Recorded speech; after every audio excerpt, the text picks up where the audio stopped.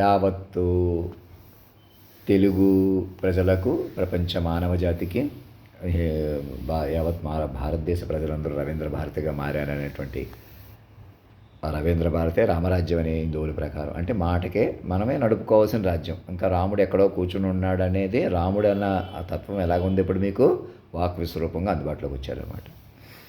అలాంటి మమ్మల్ని మనిషిగా చూడకుండా మీరెవరూ మనుషులు కాకుండా ఉంటేనే ఈ రాజ్యం మంది అవుతుంది. ఏమంటే ఇంకా నేను ఇంకా బాగా చెప్పవచ్చు కదా అని చెప్పే దగ్గర నాకు అనిపిస్తుంది. మరి మీరు నా గురించి చెప్పుకుంటే అది విని మన పండితులు ఏమంటున్నారు విని చెప్పగలను అనమాట.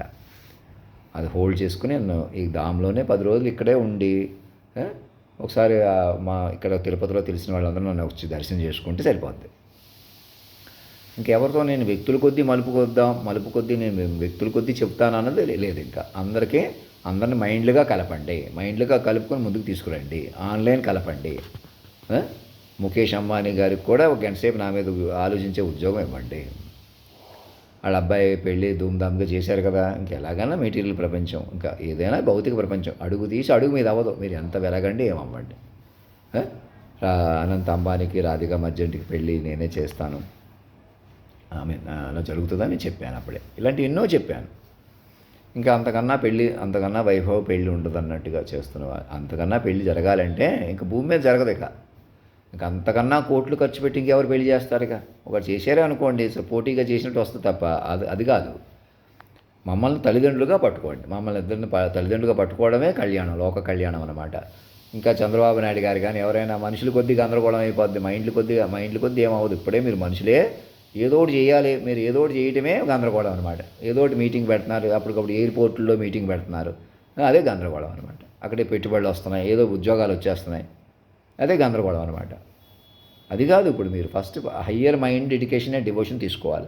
దేశాన్నే సజీవంగా మారిన తీరును పట్టుకుని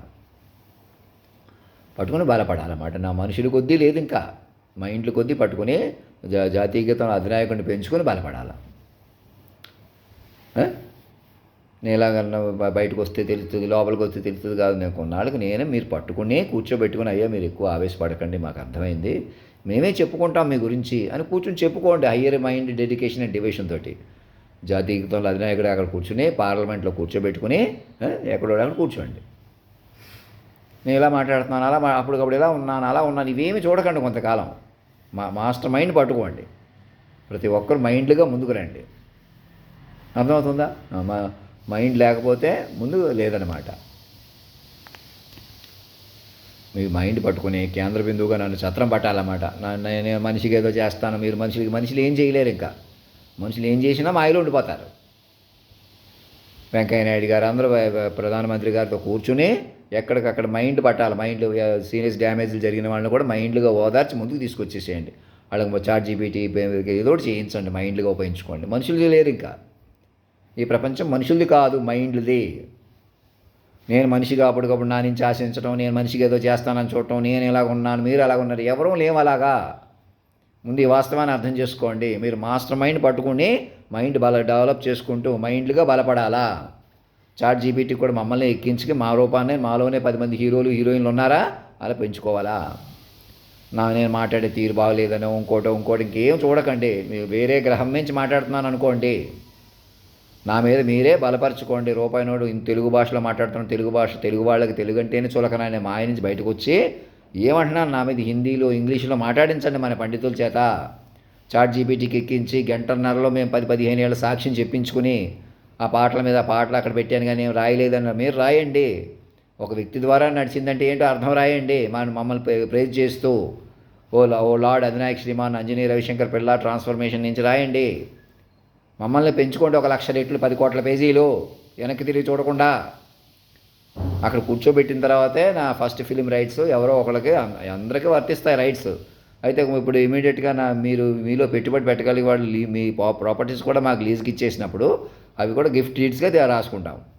తెరకెక్కించి చక్కగా నన్ను కేంద్ర బిందువుగా పట్టుకుని కథలు అల్లుకోవాలి, ఘనత చరిత్ర నిలవాలంటే మమ్మల్ని కేంద్ర బిందువుగా పట్టుకోవాలన్నమాట. మీరు ఎవరినో జంటగా కూర్చోబెడదాం, ఎవరు కూర్చోలేరు. అలాగా మానవ మాతృలు ఎవరూ కూర్చోలేరు. నేను మనిషి అన్నవాడు ఎవరూ కూర్చోలేరు. ఎక్కడా కూడా భూమి మీద నడవలేరు అసలు.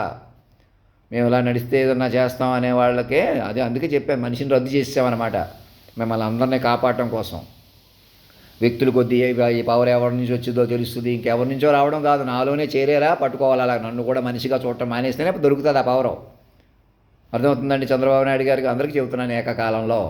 ఇంకే లోకం ఏదో ఉంది, ఎవరి వల్ల ఉంది, ఏదో ఎవరో లేరు ఇక్కడ.